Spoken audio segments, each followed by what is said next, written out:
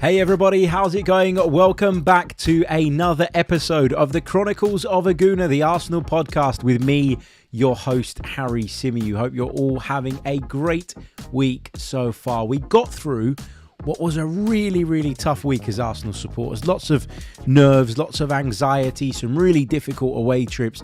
But we came through it really well, I thought, in the end. I mean, we've got another player suspended for kicking the ball away, which is quite frankly pathetic, but hey, it is what it is, and we've got to move forward and continue to build on our very positive start to the season. On today's show, we're going to discuss the news that Manchester City's Rodri is expected to be out for the remainder of the season. We're going to touch on the reports that a number of Premier League clubs have complained to the PGMOL regarding, listen to it, Arsenal's gamesmanship and dark arts. I would say that explains quite a bit. We're going to touch on Mikel Arteta's reaction to those comments. We're going to talk about Manchester City and how, quite frankly, they're rattled by us at the minute. And we'll bring you the latest on Martin Odegaard's fitness as well. So there's lots and lots to get into on this edition of the Chronicles of a Gooner. Whether you're listening to us or watching us, thank you for your continued support. Let's get into the show. Hope everyone's good. Hope everyone's well. Hope you're all having a good week so far. It's Tuesday, but you knew that. Well, for those of you that may be listening to this on Wednesday, I just want to tell you that I'm recording this on Tuesday.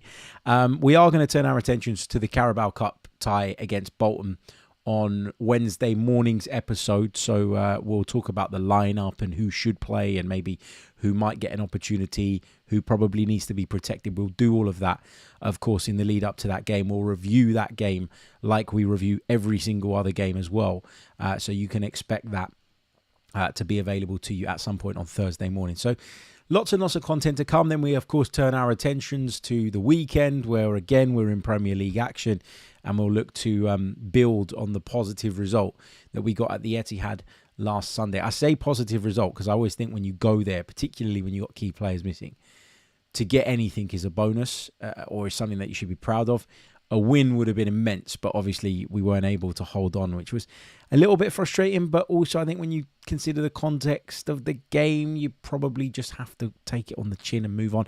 I certainly feel a lot better about the fact that we got a draw now than I did on Sunday night. And I did say that that was going to be the case. I said to you that I think with time, once the kind of dust settles and my emotions of anger, frustration, a bit of disappointment as well kind of subside, then the pride thing will kind of, rise to the top of sort of my mind. And that's certainly what's happened for me.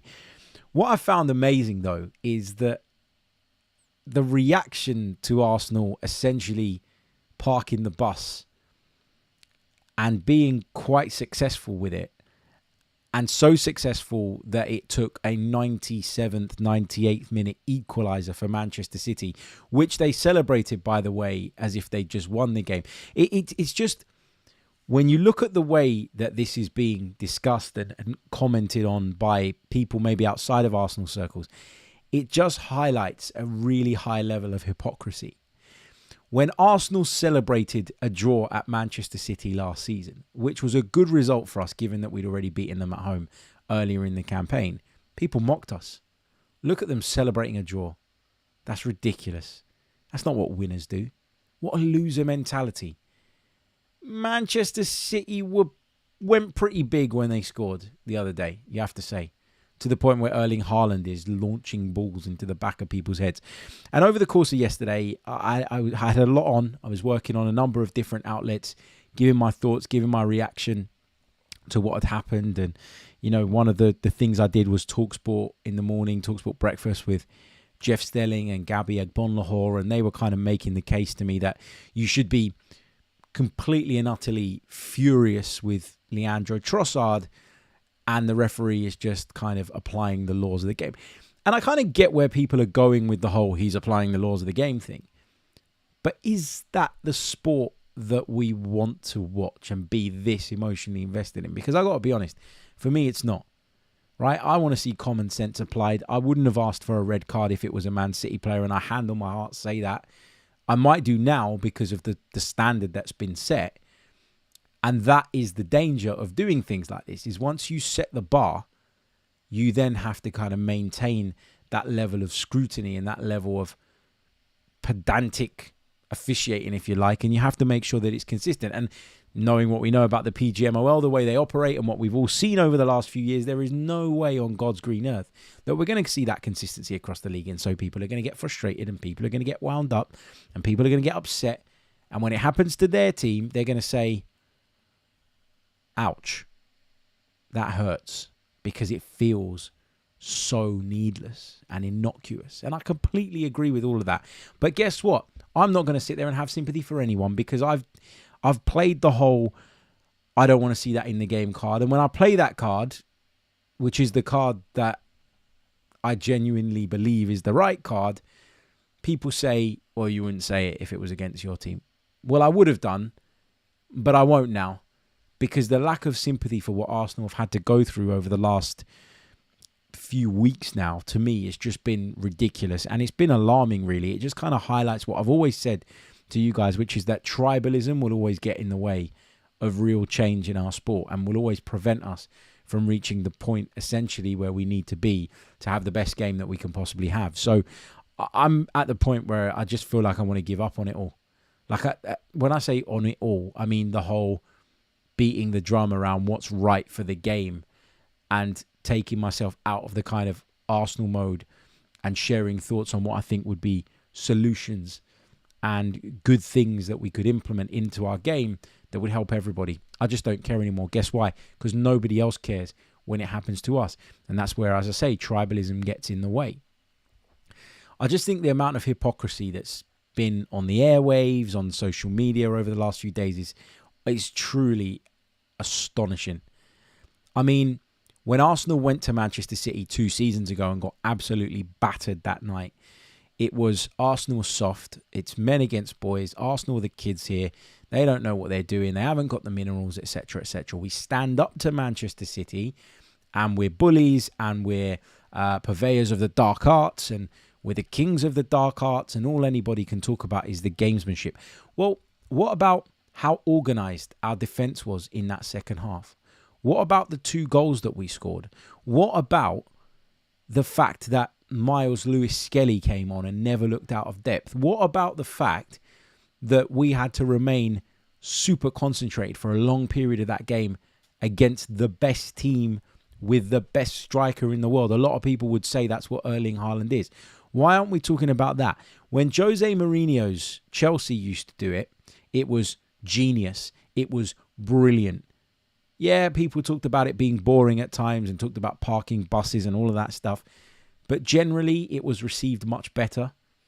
And I think the problem that we've got here, right, and the reason people seem to think that we are parking the bus, if you like. And look, in certain game states, we do that. I'm not going to deny what everybody can see.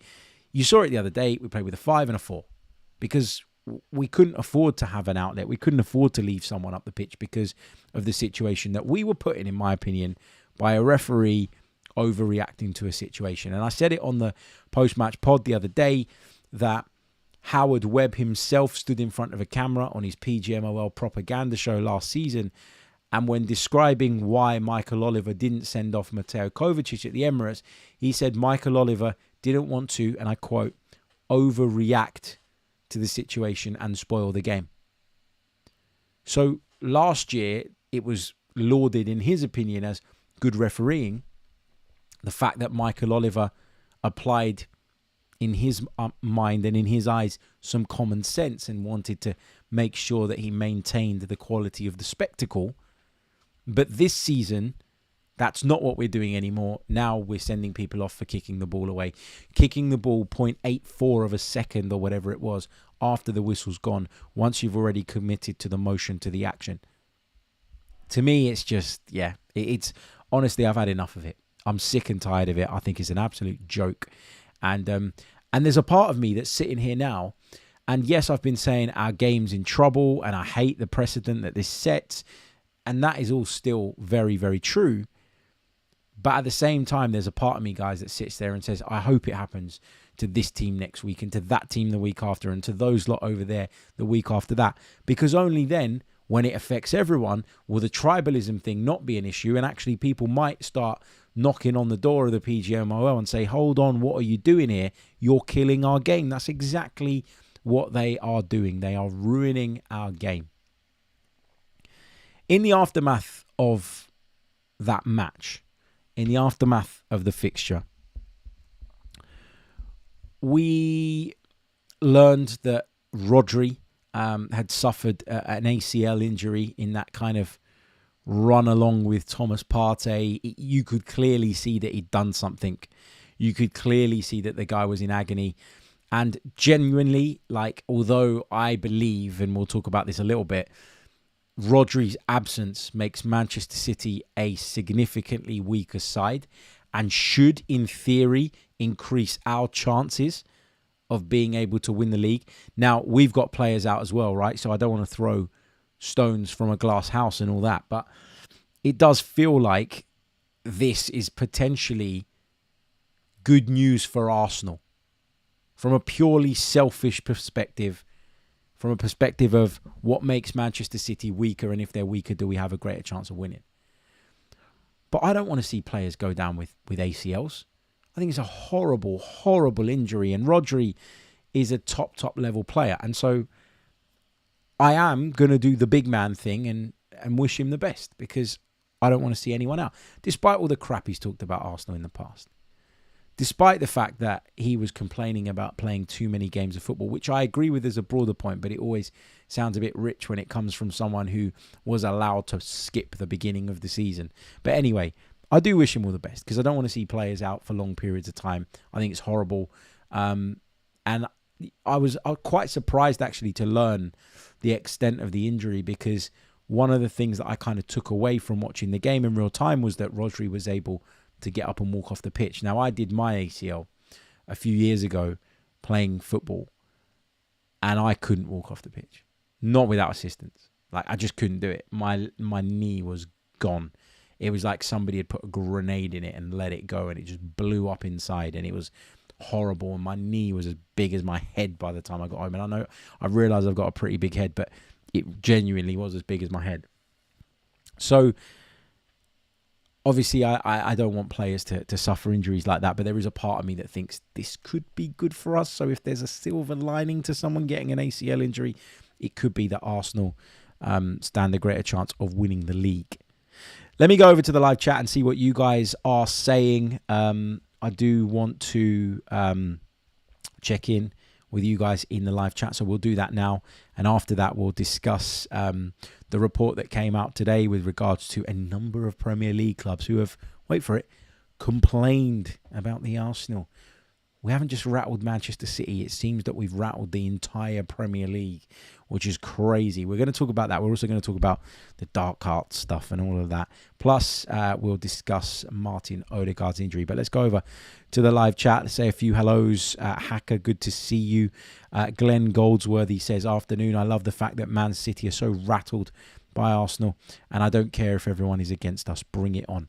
There is a negative. There is a drawback to everybody being against us. Now, I think the positive is that you can create and build this kind of siege mentality that I think serves you quite well in the really challenging moments and during the really difficult periods. But I think there's a drawback to that as well. Andrew says, the reaction to Sunday is very odd. If anything, City were embarrassing. Tried playing on when Timber was injured. Pep was kicking chairs. I don't mind that myself, but they shouldn't act holier than thou. I completely agree with that. And also, they set the precedent for the gamesmanship stuff from the very beginning of the game, because Kai Havertz goes to make a run forward, and Rodri goes to step across him in an attempt to block him off, and Kai Havertz literally stands his ground and continues his run and doesn't back down physically.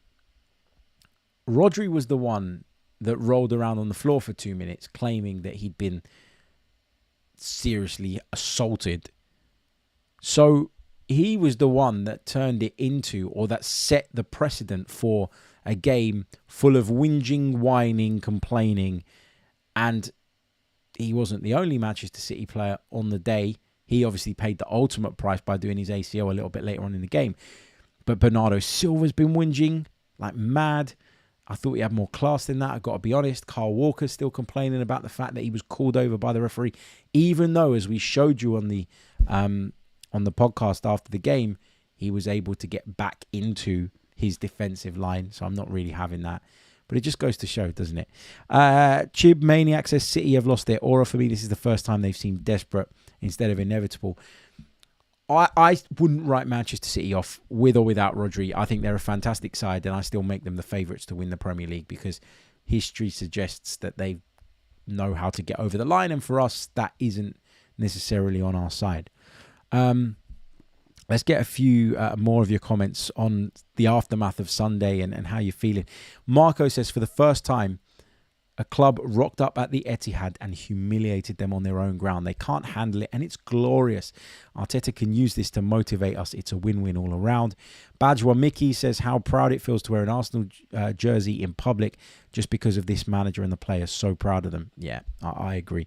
Lots of other comments. We'll come back to those in a little bit. If you've got any questions, guys, hold fire on them. And when I tell you, drop them in the chat just so they don't get lost. And we can address those a little bit later on in the show. But I do want to move on to this story that was initially reported by the Daily Mail earlier today, but I can't seem to find the Daily Mail article. I don't know why. Maybe it's me. So I found an article on the Sun's website, which is obviously based off of the one or the comments that were made in the Daily Mail. So let's have a look at that. Let's have a look at exactly what was said, because I find this hilarious. This is incredible. Here we go. So let me go back to the beginning of the article. Here we go. Let's scroll back up. Apologies, I should have done this before. Right, so there we go. Art of Darkness. Premier League clubs send concerns about Arsenal's gamesmanship to the PGMOL as Arteta's side are accused of dark arts. Premier League clubs have flagged concerns about Arsenal's use of the dark arts last season. So we're going back to last season, okay? And that's key, the point that we're talking about last season, right? Let me just write that down, last season, so that I make sure that I revisit this point because it's really, really important. I'll tell you why in a minute.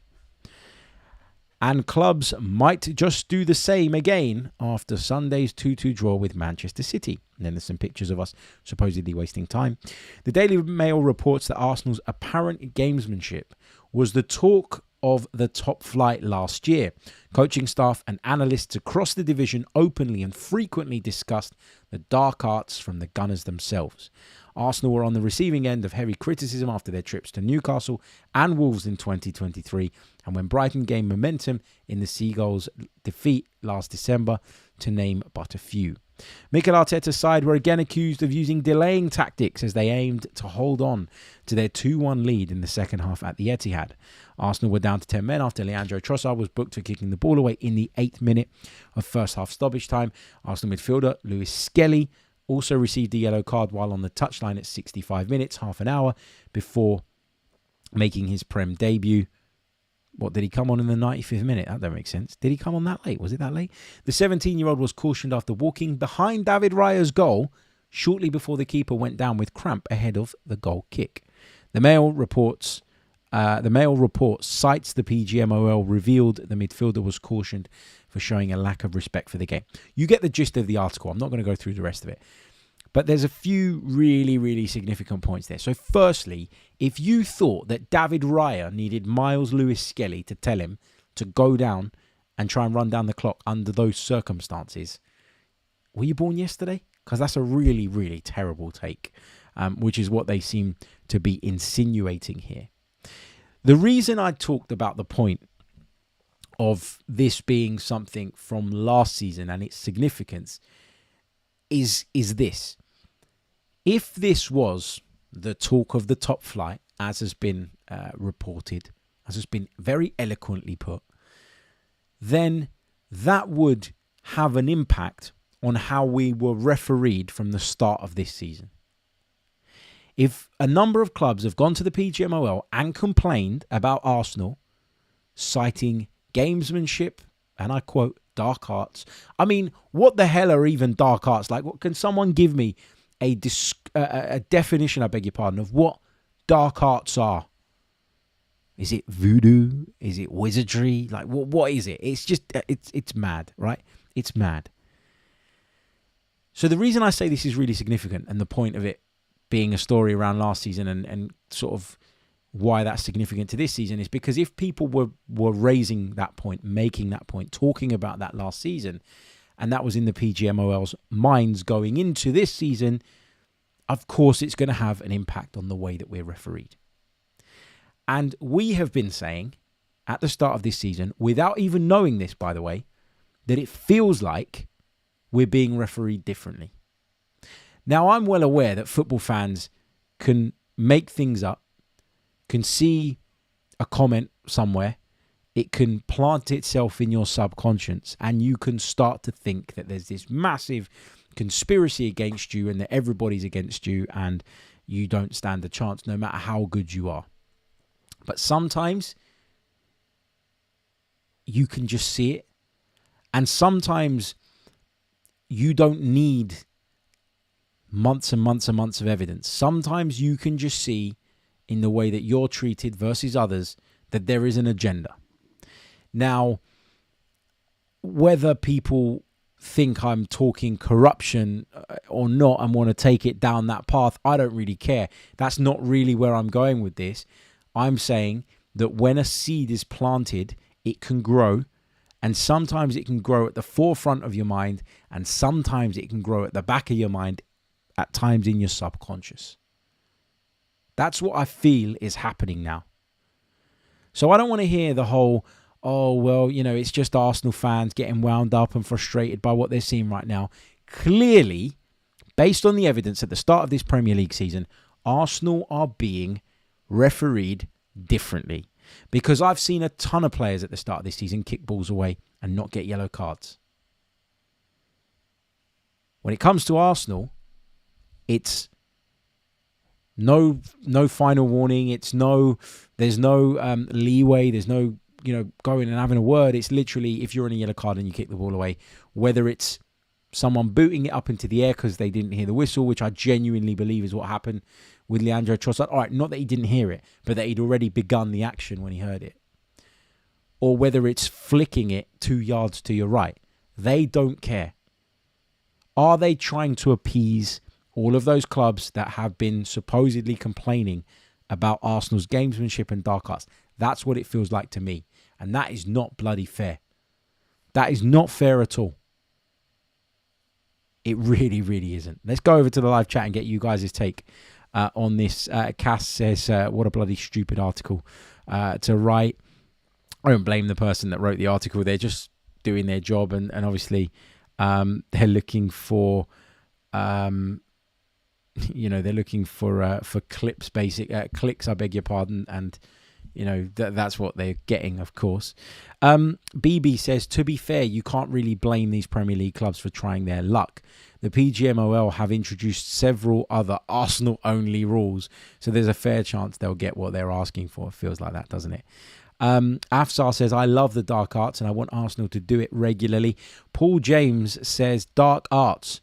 Newcastle, this season Wolves, everyone hates us. We must be doing something right.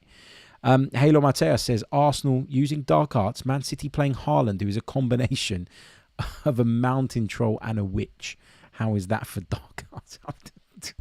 I've been called Severus Snape-Mew. I don't know if that really makes sense. What else have we got? Hacker says, I'll agree the refs are being... And Hacker's not an Arsenal fan, by the way. Says, I'll agree the refs are being heavy-handed against Arsenal. Needs a warning before carding. Yeah, completely agree with that. Oslo Guna points out the Szoboszlai example that we've all talked about quite a bit over the last few days. He did it, nothing given. And yeah, you're right. Paul James says, you notice the difference in the way that we're refereed in Europe. It's fairer. Yeah, you never felt at any point in that Atalanta game, did you, that there was going to be a look, I'm here moment from the referee. Adair says, Mourinho and Chelsea were masters of the dark arts. How many times did Diego Costa get our players sent off? But now they want to cry about it. Spare me the crocodile tears. Damien says, we were so unlucky. I love the fight. And I really think we can win. We are in Man City's head. That's a nice segue onto the fact that we're clearly in Manchester City's heads. Like, I'm talking about us rattling most of the league at the moment because it feels like that's what we've done, especially if, the PGMOL were getting complaints from last season. We don't do anything that all top level teams don't do. Like, we don't do anything differently. I think what happens in football is that narratives develop, and once narratives develop, people are very, very quick to slap those narratives onto things that don't necessarily owe themselves to that narrative. So I'll give you a great example, right? Last season, there was a period where we were struggling to score goals. And it wasn't a long period, but it was enough of a period for people to bring up the whole "we need a number 9" chat. And that chat rumbled on and on and on and on, despite Arsenal turning up and scoring tons and tons of goals. To the point where, for the second consecutive season, Arsenal had broken their goal-scoring record. So that's a classic example of somebody creating a narrative, slapping it onto one game or two games or three games, but then that having the carry-through way beyond its even validity as a conversation. And what we've got now is a situation like that, whereby we've been accused of gamesmanship, dark arts, and all the rest of it. And so for the next however long, that is a tag that we're going to have to live with. And the problem is that when you're living with a tag that is implicating you in the eyes of the referees, you're then going to, whether they're doing it deliberately or subconsciously, you're then going to be subject to suffering those consequences. And we're seeing that now. Arsenal player kicks the ball away, second yellow card, off you go. Someone else kicks the ball away, it's fine, I'll apply my common sense. Referee looks at the situation and says, well, we've had some complaints about these lot, and guess what? They are wasting a bit of time here. They're taking a bit longer to take a goal kick. I cannot tell you guys how many times I've been to the Emirates over the years and watched opposition goalkeepers take their sweet time with goal kicks to the point where it's taken the absolute pee. Like, I've seen it so many times down the years, right? And it is frustrating. But whenever I complained about it, whenever Arsenal complained about it, whenever Monsieur Wenger complained about it, what was the overwhelming response? Oh, it's just part and parcel of the game, get on with it. But if Arsenal do it a little bit, it's an absolute disgrace. It's dark arts. We've even gone as far as labeling it as dark arts, gamesmanship. These are words that are being thrown around now. It's just ridiculous. I remember that people used to say, Arsenal can't win this and Arsenal can't win that. And when I used to say why, they used to say, they're too soft. They haven't got that, that edge. They haven't got that, they haven't got that bit of needle that you need to be a winner. And then you develop it, and then they will tell you that it's the worst thing and you shouldn't have it. And actually, it's a bad thing that you do. So you just can't win in these situations. But I think Manchester City, for a while now, have known that we're coming. But I think on Sunday, the penny dropped and they finally realised that, guess what? We're not just coming. We've already arrived. We have already arrived. We are here. We are going to challenge you again for that Premier League title. And you best up your game and you best be at your brilliant best, because if you're not, we're going to be right on your heels to take it away from you. We really, really are. And I guess the other point I wanted to make as well is that obviously, and again, I got to be careful what I say here.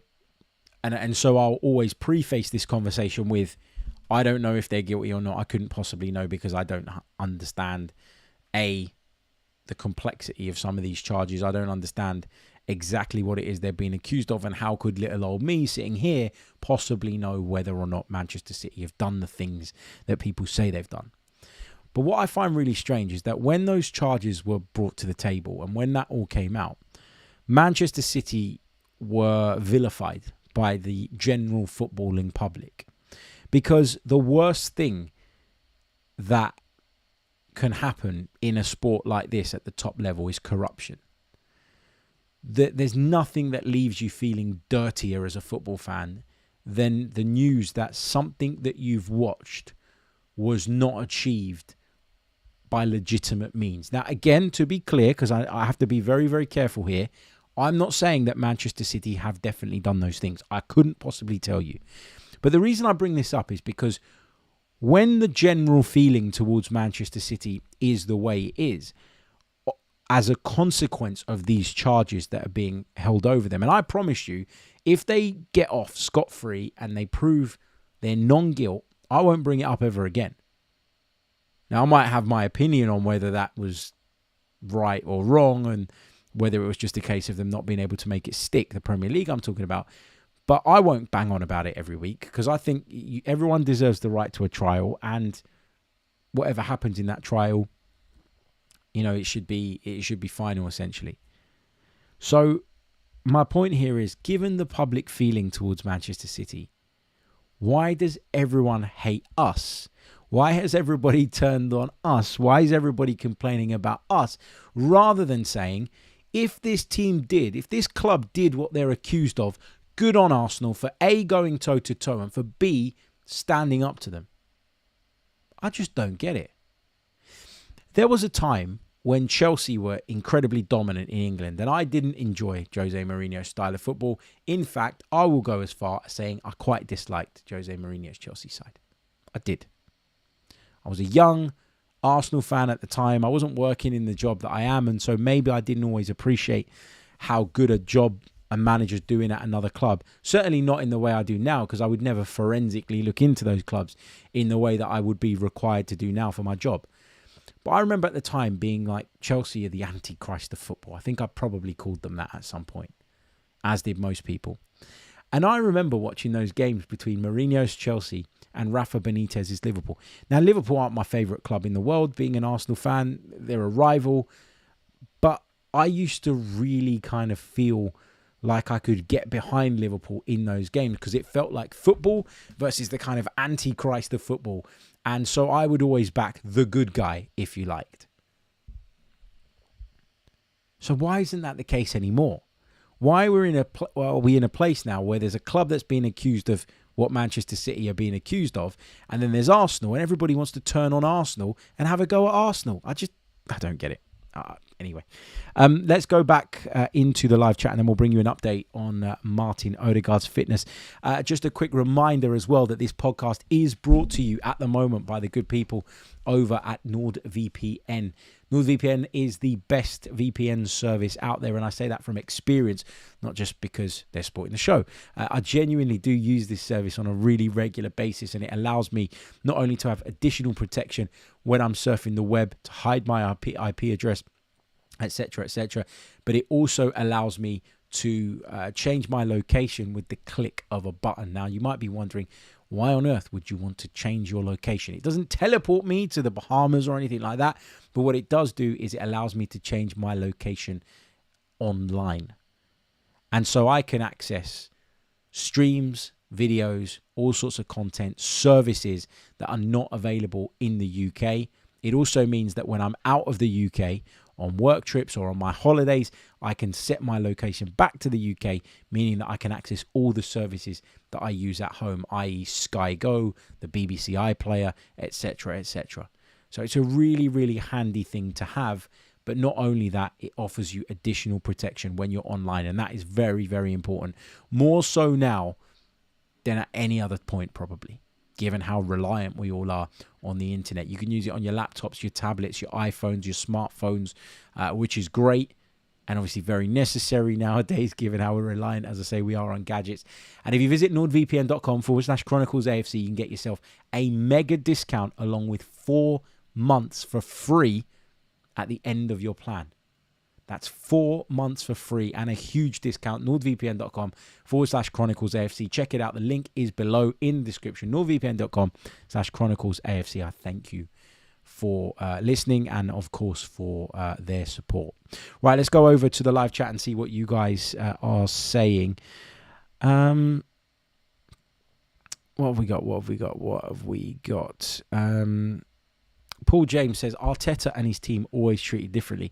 Arteta's been a victim of like these weird narratives over the years that he's been Arsenal boss. Do you remember when we went through that phase where like everybody was getting sent off all the time, and like it was a massive issue, and it was all Arteta's fault, because in trying to get this team to a point where they had an edge and they were tougher than they had been in years gone by, he'd overstepped the mark and he turned them into wild animals that had been let loose on a football pitch who just couldn't contain themselves and would jump on anything that they could. That was the narrative then. And this is kind of a continuation of that, right? Because we've gone from being soft-centered and all the rest of it, apparently, according to those people, to now being the dirtiest team in the world. I mean, I find it incredible that you can flip reverse something like that. But apparently we have. So fair play to us. Fair play to us. Ant says the Manchester City players still think they're playing against Mustafi, Holding and Bella in times have changed, lads. Yeah, absolutely. Abram says, hey, Harry, all these attempts at policing how we play makes me feel like we can't win at times. A few years ago, we were accused of being soft, and now every club is worried about our dark arts. Fong Zulu says, I hope YouTubers will host a weekly refs watch with European or ex-PL referees and bring some voice to the mainstream media against their corruption.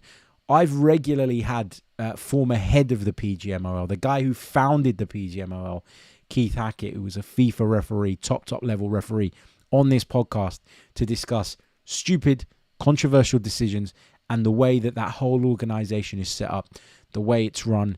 And I didn't ask him on this time because I think we've kind of been over these points a lot, but maybe it's something that I can put back in the pipeline, because it feels like it's a conversation we're going to be having very, very, very often over the coming months. Hacker says, according to Opta, Arsenal delay the play the worst in the league by 31.8 seconds on average. Spurs, Liverpool, City up there at about 24 seconds. United, 27 seconds. It's a moot point, though, in my opinion. They're literally 3 seconds more than the average. Yeah, and I've seen this stat being banded around, mate, but I wasn't clear on whether that was based on last season or based on this season. If it is based on this season, then the fact that we've been to Villa, to Spurs and to Manchester City, games where we've been in winning positions and seeking to see those games out, of course it means our delay time is going to be longer because we've got reason to delay. Like if you play Southampton at home, Bournemouth at home and Leicester at home, you're not going to delay the game as much because you should be in a comfortable position and less concerned by what they can do going the other way, I guess. If you've got any questions, guys, chuck them in, please. I really, really want to hear from you guys, and we'll touch on a few of those before I leave. What I do want to say is, if you haven't already, please, guys, leave a like on the video. There is over 400 of you with me live right now. We've only got 123 likes on the board, which isn't anywhere near good enough. Let's try and get that up to 500. I know that won't be achievable on the live stream, but let's aim for that as an overall target, because I know lots of you will watch and listen to this back later. Also, subscribe to the channel if you can as well. We're on the road to 40,000 subscribers. We're still a way off.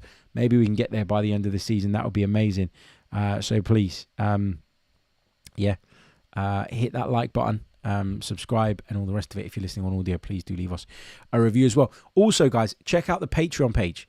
If you want to support the pod, you can by visiting us on patreon.com/The Chronicles of a Gooner. The link is in the description below. The last episode we put out on there was my initial reaction to the Manchester City game. And of course, I'll be bringing you a Patreon episode very, very shortly after the full-time whistle at the Emirates Stadium tomorrow, after we play Bolton Wanderers. So you'll get match day reaction tomorrow night, and then of course we'll bring you the full pod in the morning, which will be look back on that game against Bolton Wanderers. It's been a while since we played Bolton Wanderers, isn't it? Remember those slogfest that we used to have against them in the Sam Allardyce days? Bloody hell, that's going back a while. Right, let me take some of your questions. Will Anson says, Harry, I respectfully disagree. All the other big six teams get criticism like this all the time. It's just part of being a big club. Look, the big six clubs sell, right? That's what they do. The big six clubs, especially these three, Arsenal, Manchester United and Liverpool, not in any particular order, but they are the three legacy football clubs of this country, right? So they will always get more clicks. and more attention and more scrutiny. Man United, the narrative around them right now is everybody's waiting for Erik ten Hag to fail so that he can be sacked. Liverpool, it's, can Liverpool be title challengers again? Everyone thought they could. Then they lost at home to Nottingham Forest. Then they bounced back. And now people are looking at them and thinking, And the narrative around them is they are trying to move on from the Klopp era. How's it going to go under Arne Slot? With us now, we've made that jump. We are now one of the best in the business. And so we're at the top, which means that we need to be chopped down. How do you chop us down? You create a narrative that questions our integrity as a football team. You create a narrative that questions our sportsmanship and various other things. And that's how you do it. And that's where we are now, where we're trying to deal with this. Get your questions in. As I say, let's take a few of those before I say goodbye. The Manhattan Short says, Harry, if you predict the 11 starters for the Bolton game spot on, I'm going to give you, the missus, and the kids an all expenses paid trip to New York City. No, you're not, surely. How long have I got to predict it? Like, at what point do I need to submit my prediction? If you give me until Wednesday's episode, which I'll release probably at about 10 a.m., I'm deal. I'm in. I'm deal. I'm game, I should have said. Because I need to think about this. I can't do it on the spot, not when something so great is at stake. I'll need to figure that out. I'm sorry, Dave.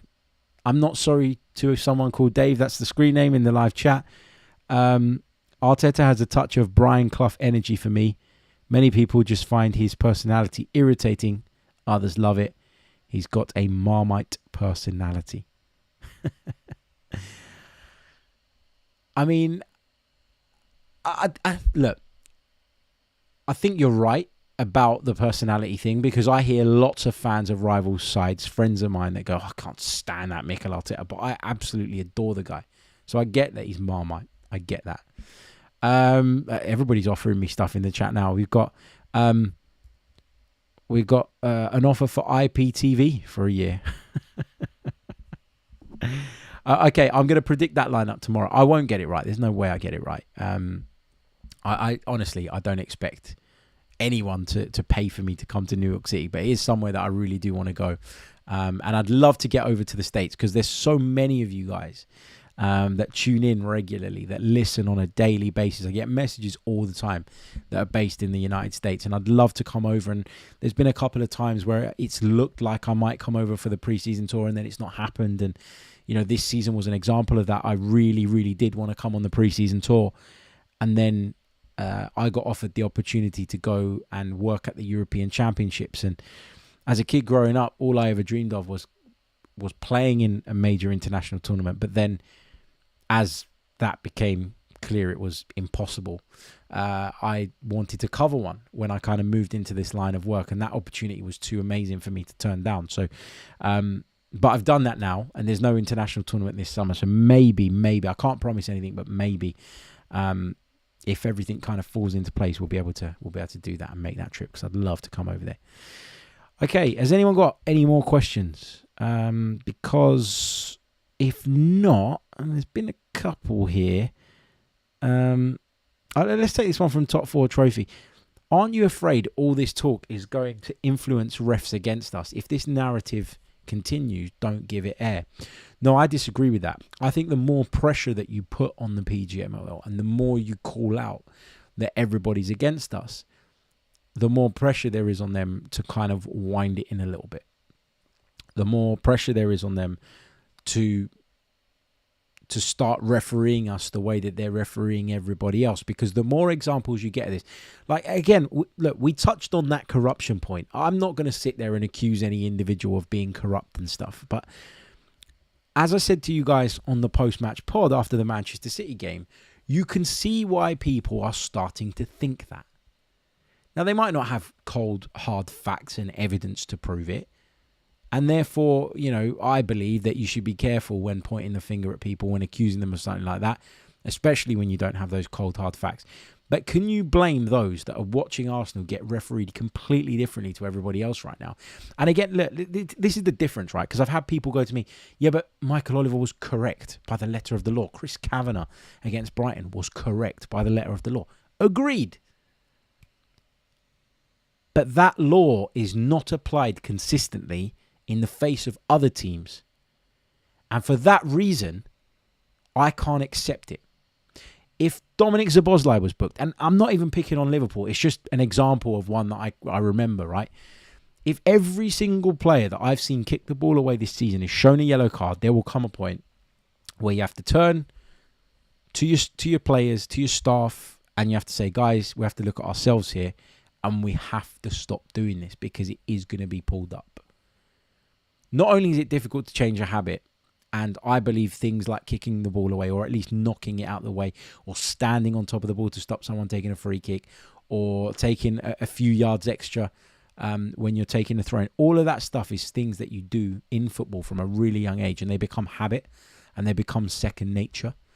And for that reason, I think it's really kind of difficult to switch that off and just become all of a sudden this absolute stickler for the rules and ignore the habits and the muscle memory that's developed over all of those years. So, that's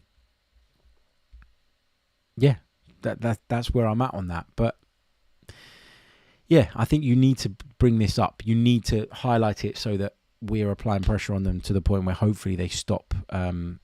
They stop seeing us as different to everybody else and start actually punishing people for more serious, more I believe severe offences. Let me take a couple more. Alex Jones says, surely Doku was delaying play by standing on the ball before he kicked the ball away. Maybe. But again, I'd be a hypocrite if I now start calling for Doku to be sent off. That's kind of my point here, is that I don't want anybody to be sent off for that, not just Arsenal players. I just think it's pathetic. If you go back to the Arsenal equaliser, which they were livid about, by the way, and we've already exposed Kyle Walker as a liar, saying he wasn't back in his defensive line, because he absolutely bloody was. The pictures are there for everyone to see. But I think, how do I put this now?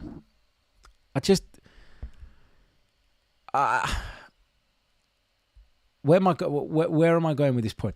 The point I'm trying to make here is that you will always get this stuff in football, and you're not going to ever completely eradicate it. You need to learn how to manage it as a referee. And in my opinion, the top referees, the best in the business, as Michael Oliver is supposed to be, they got to do a better job of this. And if they don't, they're going to ruin our game, and they're going to make it more sanitized than it already bloody is. And if you think about what it was in the Wenger-Fergie days and you compare it to now, it's already lost a lot. Don't take more away from it. Don't allow it to completely dissipate into something completely different. Salahadin says, who's our next Premier League match? When will you preview it? We play Leicester City, of course, on Saturday. I had to think about that for a minute. So we'll probably preview that on Friday because Thursday's pod will be a look back on the game against Bolton Wanderers.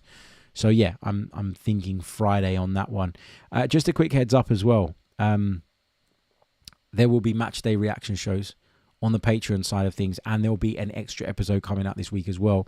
I say extra episode, it will be our latest episode of In Focus, where we focus on a particular subject or player, and we do a bit of a deep dive into it.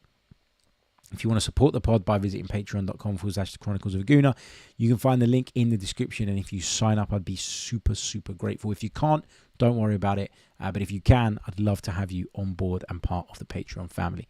Right, guys, I am going to leave it there because I did tell the wife I'd be in at 5:15 for dinner. So she's probably sitting at the table waiting for me. Poor lady. It's 5:25 now, and I'm still blabbing on about referees and Rodri and, all the rest of it. I haven't even told you guys about Martin Odegaard. Bloody hell, where am I going? I got to tell you that. Oh, have had a shocker. Right, Martin Odegaard, sorry, just very, very quickly. Martin Odegaard is expected to be out for, as Mikel Arteta said in his press conference today, a matter of weeks. And he is unlikely, in Mikel Arteta's own words, to be back before the international break. But the fact it's weeks now rather than months feels good. and we can take some positivity from that, I think.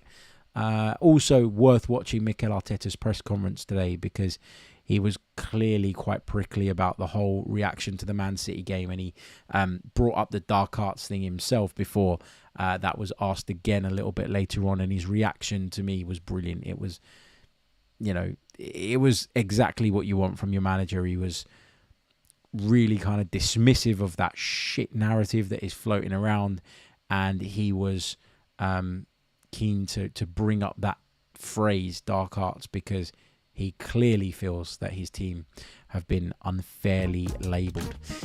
Thank you so much, guys, for listening in today. I really do appreciate it. Remember, leave a like on the video. We're on 162 likes right now. Come on, get them up. Like. It doesn't cost you a thing, and it really bloody helps me. Subscribe to the channel if you haven't done so already. I really do appreciate all your love, all your support. If you're listening on audio, leave us a review on your preferred platform. That really helps as well. Check us out on Patreon. Check out NordVPN, and we're going to be back tomorrow with another episode where we'll look ahead to the game against Bolton, followed by Thursday morning's episode. We'll reflect on it. There'll also be a Patreon pod in between, shortly after the conclusion of our game with Bolton, coming to you from Emirates Stadium. So if you are a Patreon, you'll get the notification. If you're not and you want to become one, sign up and you'll get access to it, as well as a notification of when that is out. I'll see you all on the next show. Until then, take care of yourselves. I think I'm going to go and practice some dark arts, whatever that means. God, have a day off.